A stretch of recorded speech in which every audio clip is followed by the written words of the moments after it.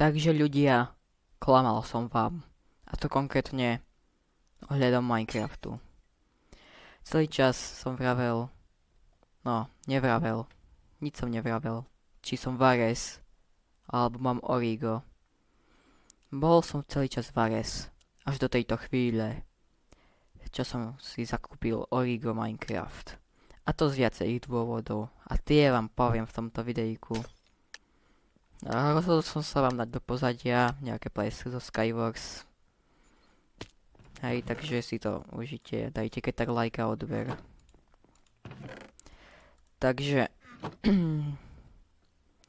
Minecraft už hrám pomerne dlho, čo už samozrejme viete, preto aj z neho natáčam.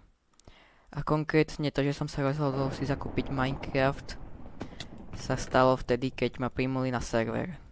A to konkrétne Housle SMP, youtuberský server, z ktorého budem samozrejme aj natáčať videjka. Čo je také hlavné, čo by som mohol zmieniť.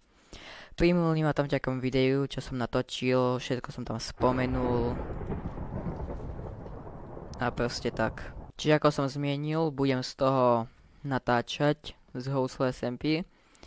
Takže bude tak ako kolo SMP, ale bude v pondelok a v stredu od 17:00 do 20:00, takisto ako kolo SMP.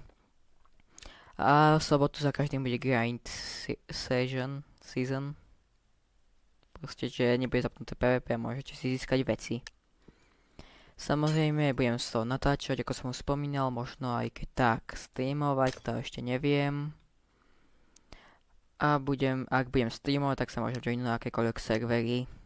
Pokiaľ by ste chceli nejaký server vidieť, z ktorého budem hrať, tak mi môžete kľudne napísať do komentárov. Budem za to veľmi rád.